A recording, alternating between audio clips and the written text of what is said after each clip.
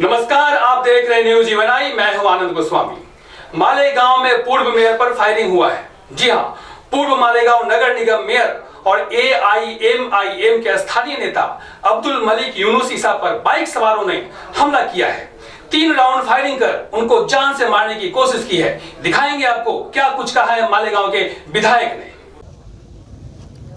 पिछले कुछ दिनों से मालेगांव के हालात लाइन ऑर्डर को लेकर के इंतहाई ख़तरनाक होते जा रहे हैं। माजी में भी बार बार फायरिंग होती रही, लेकिन फायरिंग करने वाले जो असल आरोपी हैं डिपार्टमेंट ने उनको अरेस्ट नहीं किया। पीछे इसराइल इस्सू के ऊपर हमला हुआ था, उस हमले के अंदर जो है 4 लोगों को जमा किया गया, जिसमें 2 असल आरोपी फायरिंग करने वाले थे, उनकी जगह जो है बोगस लोगों को डाला गया। ये डिपार्टमेंट की मिली भगत से हो रहा है। अगर पुलिस डिपार्टमेंट इस तरह की छूट न देती और इस तरह की जो सूरत हाल मालेगांव में बनती जा रही है कि हर 2-4 महीने के ऊपर फायरिंग होती है और फायरिंग करने वाला गिरफ्तार नहीं होता, लॉ एंड ऑर्डर के जिम्मेदारान क्या सो रहे हैं कि ये जंगल राज है। आज अगर हमारे एक से मेयर के ऊपर इस तरह का हमला होता है तो शहर के अंदर तो किसी की भी जान माल महफूज नहीं है, ऐसी सूरत हाल है।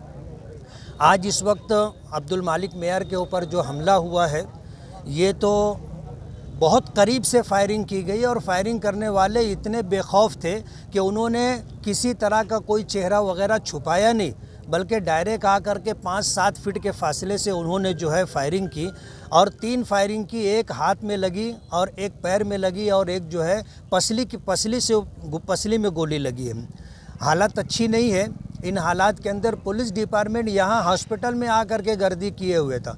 पुलिस डिपार्टमेंट की जिम्मेदारी ये थी कि वो बजाय हॉस्पिटल छोड़ करके आरोपियों को तलाश करना, उनको गिरफ्तार करने का काम करना चाहिए था। सारे जिम्मेदारान यहीं जमा थे और जो असल आरोपी हैं वो शहर के अंदर कहाँ हैं, शहर से निकल गए हैं।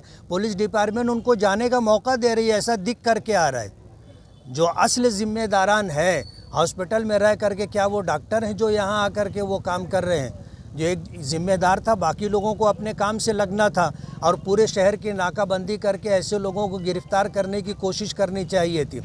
मालेगांव शहर के अंदर इस तरह की जो सूरत हाल हो रही है, हम डिपार्टमेंट से इंतहाई नाराज़ हैं और उनके लॉ एंड ऑर्डर के ऊपर गिरफ्त कमज़ोर होने की वजह से हम उसका निषेध करते हैं और मजम्मत करते हैं। इस तरह की सूरत हाल ऐसा हो गए जैसे मालेगांव में जंगल राज है, किसी की जान, किसी का माल, इज़्ज़त व आबरू महफूज नहीं है। इस तरह की सूरत हाल बनती जा रही है और जो लोग गुनहगार हैं, बेखौफ हैं, उनको किसी तरह का डर और खौफ नहीं है।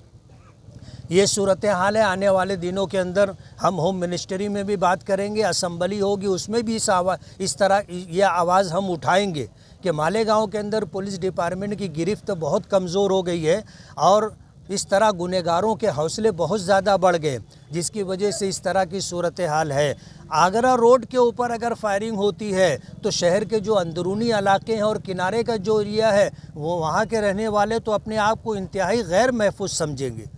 इसलिए मालेगांव की तरफ से हम इस मामले की जो है डिपार्टमेंट की मजम्मत और निषेध करते हैं और असल आरोपी अगर गिरफ्तार नहीं होते हैं सुबह तक, तो उस सिलसिले के अंदर क्या करना है हम शहर के ज़िम्मेदारों से मशवरा करने के बाद अगला प्रोग्राम तय करेंगे। अभी डॉक्टरों से क्या बात हुई आपकी? ये सियासी रंजिश है या अभी तो सूरत हाल क्या है, यानी इंक्वायरी के बाद ही समझ में आएगी। लेकिन पिछले चंद दिनों से जिस तरह की आपस में जो है टॉकिंग हो रही थी, एक दूसरे से बातचीत हो रही थी, एक दूसरे के ख़िलाफ़ बोला जा रहा था, तो उससे ये साफ जाहिर होता है कि ये पॉलिटिकल और सियासी मसला है और इसी मामले में उसको टारगेट किया गया है। कहाँ ले गए? नासिक ले करके गए हैं।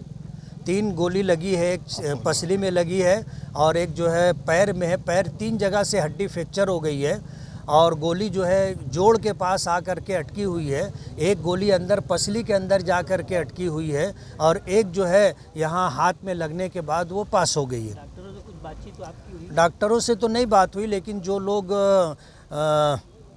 CT स्कैन कर रहे थे उन्होंने पूरी सूरत हाल बताई है। मामला गंभीर है। ये अब्दुल मालिक जैसा जानदार आदमी था, तो वो मजबूत आदमी था, तो वो जो है हसास बसास बातचीत कर रहा है। हम तो ये चाहेंगे कि अल्लाह ताला उसको ज़िंदगी दे, हयाती दे, सेहत और तंदुरुस्ती दे। लेकिन ये कि अगर मालिक जैसे जानदार शख्स के पैर में गोली लगी है और 3 जगह से हड्डी फ्रैक्चर हो गई है, तो और कोई होता तो पता नहीं उसकी क्या हालत होती। देखते रहिए न्यूज़ जीवन आई, बने रहिए हमारे साथ।